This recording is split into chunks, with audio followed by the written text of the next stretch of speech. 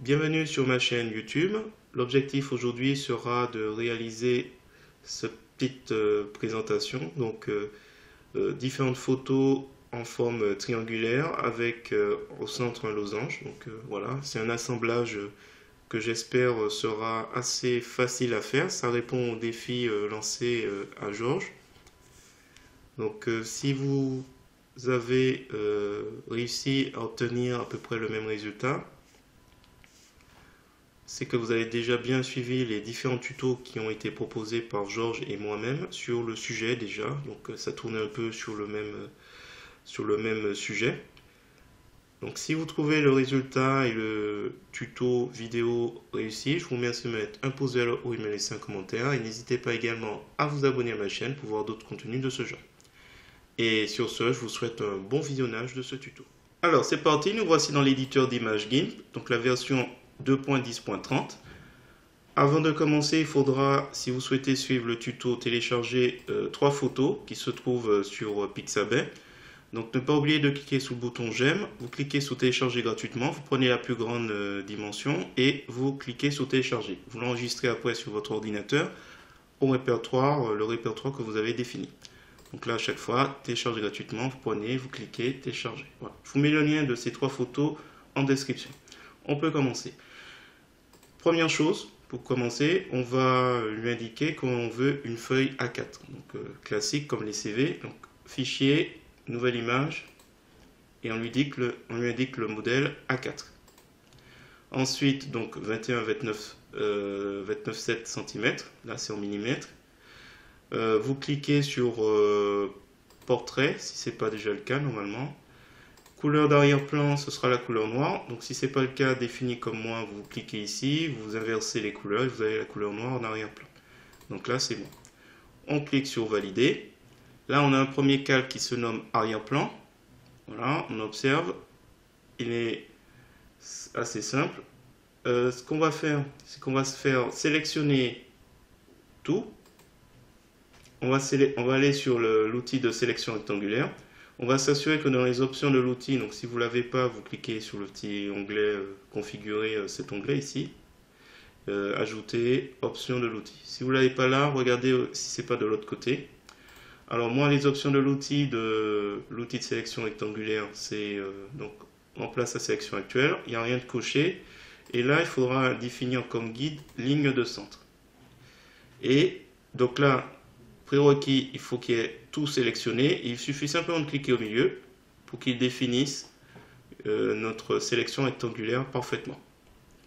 Alors moi, je vais faire CTRL et molette de la souris pour me rapprocher du centre. Et après, je vais cliquer dans le guide pour le descendre pile poil horizontalement. Dans la règle, pile poil verticalement. Comme ça, quand je vais faire sélection aucune, on a nos guides. Voilà, je fais CTRL molette de la souris pour revenir en arrière, ou cliquez ici. Donc là, nous avons nos guides. Nous allons créer un nouveau calque. Ce calque, je vais l'appeler triangle, losange ou bordure. Tiens. Bordure, triangle. Alors, on va le remplir de transparence. Et il va se placer juste au-dessus d'arrière-plan. Donc, par conséquent, on verra toujours arrière-plan à travers le calque bordure triangle. On va prendre l'outil chemin. Dans les options de cet outil, on va s'assurer qu'on est sur tracé. Et on va cliquer sur le côté ici, on va dire à gauche, à l'intersection entre la bordure du calque et du guide. Et on va, alors si on veut, on fait CTRL molette de la souris pour être pile poil dessus. On voit qu'il y a un petit plus, donc il attend le deuxième point. Je clique. Et là, j'utilise la molette pour revenir en arrière, dézoomer et zoomer. Pour être pile poil, hop, je dézoome. Quatrième point, je rezoome. Et je reviens. Là, j'écrase le bouton central pour me déplacer. Je me rapproche du premier point. J'appuie sur la touche CTRL. Là, le curseur il change d'aspect qu'on est dessus. Il donne le symbole infini. Et on referme. Je fais CTRL molette de la souris pour revenir en arrière. Je clique ici et voilà. Il ne me reste plus qu'à tracer les bordures. Donc qu'est-ce qu'on a dans les options de l'outil chemin, qui est toujours ouvert? Tracer le chemin. Là, on va tracer. Donc on lui indique qu'on va tracer une ligne, couleur pleine, anti-crénelage, 30 px. Et comme la couleur de premier plan c'est la couleur blanche, ça devrait ressortir nos bordures. Voilà. Sélection. On clique sur l'outil de sélection rectangulaire. Et du coup on a nos bordures. Alors si jamais c'est pas assez épais, vous pouvez modifier. J'ai mis 30 px, mais si ça se trouve c'est pas nécessaire. Je vais retirer les guides, ça me gêne un peu. Donc on va dans Images, on descend à Guide et on enlève tous les guides. Il ne me reste plus qu'à mettre une photo au milieu et de part et d'autre, les autres. Donc qu'est-ce qu'on fait? On va se placer déjà sur arrière-plan parce que toutes les nouvelles photos, tous les nouveaux calques vont se placer au-dessus. Donc il faut que nos photos soient entre les bordures et l'arrière-plan. On va aller chercher notre premier calque. Donc fichier, ouvrir en tant que calque, ouvrir un fichier image en tant que calque, et on va chercher où j'ai enregistré,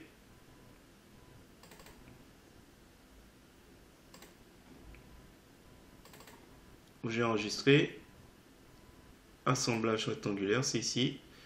Donc voilà, première image, on ouvre. Voilà, girl. Donc là, l'idéal c'est de centrer. Donc on va utiliser l'outil de déplacement. On va essayer de le placer.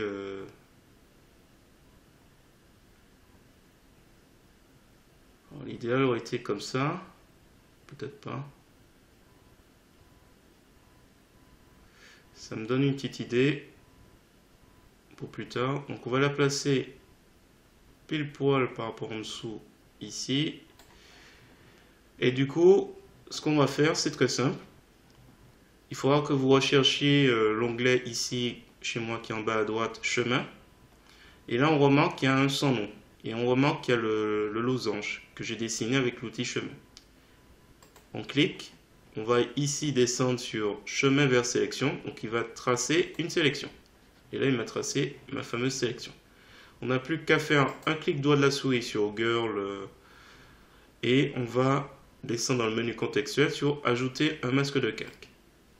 Là, on a une sélection qui est active, qui bouge. Donc on va lui indiquer sélection. Et on clique. Voilà, c'est terminé. On a une sélection dont on n'a plus besoin. On va dans sélection, aucune. Et là, ce sera, j'ai envie de dire, le plus simple. On se replace sur arrière-plan pour que les nouvelles photos qu'on va rajouter se placent légèrement en dessous. Alors on va aller chercher notre deuxième photo. Donc, comme la première, fichier, ouvrir en tant que calque. Et là, on va chercher, je crois que c'est celui-là. Voilà. On fait ouvrir. Et on a nos deux photos. Donc là, on est sur l'outil de déplacement. On va essayer de caler la première gamine. Donc là, on se déplace. Alors pour se déplacer, le bouton du milieu, vous écrasez, vous pouvez vous déplacer comme ça. Et quand vous utilisez le touche contrôle, vous pouvez zoomer, dézoomer. Donc c'est assez pratique pour se déplacer. Donc là, ce qu'on va essayer de faire, c'est placer les deux gamines. Donc là, je place la première. Et on va sans doute réduire un peu pour que le jeune homme derrière soit caché. Donc là, on prend l'outil de mise à l'échelle pour réduire cette photo, ce calque plutôt, puisque dans les options de l'outil, on a bien indiqué que c'est un calque. Donc normal, vous cochez tout. On va conserver les rapports, il faudra cocher. Et on va prendre une diagonale pour réduire et reprendre le bouton contrôle du milieu pour replacer. On va essayer de caler au mieux pour ne pas avoir à trop retravailler cette photo et cacher un peu le gamin derrière. Donc là, ça a l'air pas mal. Je le déplace un peu sur la gauche, sur la droite. Voilà. On clique sur le bouton mise à l'échelle. Et c'est gagné. Alors je vais faire clic droit de la souris, calque aux dimensions de l'image, et on va dupliquer ce calque. Alors on va renommer parce que là on risque de se perdre. Je vais mettre fille centrale. En dessous je vais descendre. F2 si vous voulez renommer sans utiliser la souris. On va appeler, on va mettre deux filles en bas. Voilà. Et là on va dupliquer ce calque pour récupérer le personnage au milieu. Là c'est bon, donc là c'est dupliqué. Je vais mettre enfant centre. Voilà. Je prends l'outil de déplacement. Option de l'outil déplacement calque. Exceptionnellement, je vais déplacer, donc c'est pointer un calque ou un guide. Donc comme on est sur le calque enfant centre, qui est au-dessus de deux filles en bas, donc il n'y a aucun souci pour cliquer et déplacer. Si jamais votre calque n'est pas accessible, il vaut mieux toujours déplacer le calque actif et être sur le calque en question. Alors du coup on va essayer de placer le gamin et je pense que lui on va devoir le diminuer en taille pour obtenir quelque chose de plus intéressant. Alors attention, contrôle modèle de la souris, on le replace.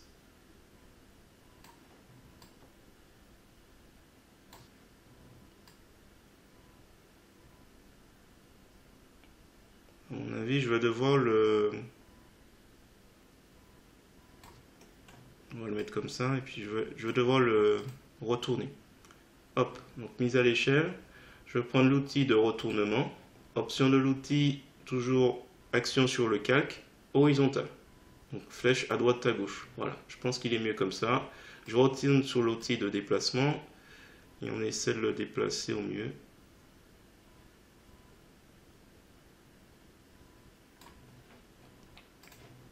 Alors normalement il ne faut pas trop s'amuser à augmenter les tailles, mais exceptionnellement on va le faire pour celui-là. Clic droit de la souris, calque aux dimensions de l'image. Voilà. Il ne nous reste plus qu'à mettre la dernière photo. Donc là on regarde où on est. On est bien en dessous de fille centrale. On va aller dans fichier, ouvrir en tant que calque, et on va chercher la dernière image. On clique sur ouvrir. Ce calque, alors oui, convertir. Ce calque va se placer juste au-dessus. On va mettre garçon gauche. Alors il est juste à réduire. Alors hop, on y est. On clique bien dessus. On prend en bas, on le réduit.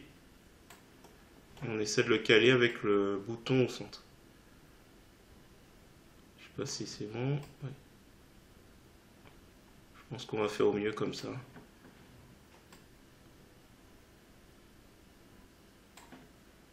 Valider. Écoutez. On va aller cliquer sur arrière-plan. Voilà. Alors, c'est pas terminé. On va revenir sur bordure triangle et on va créer une copie ici. Je vais l'appeler ombre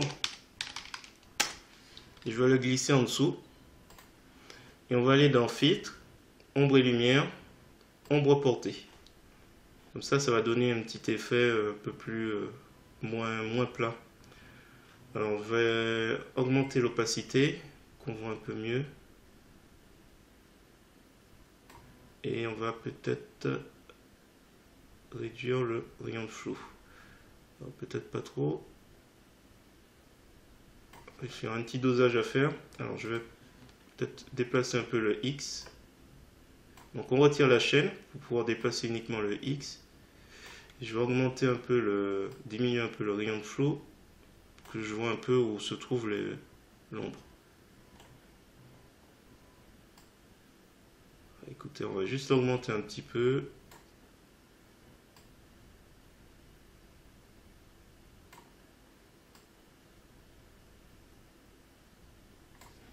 J'attends l'effet ici.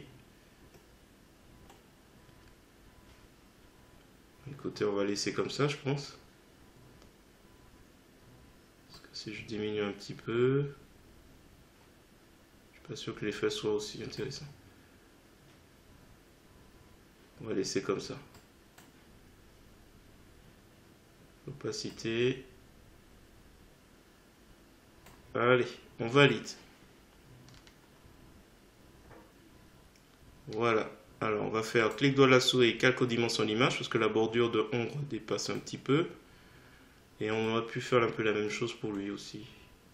Alors attention, il n'est pas tout à fait bien placé. Hop. On va à la limite le coller un peu plus par là. Et peut-être du coup...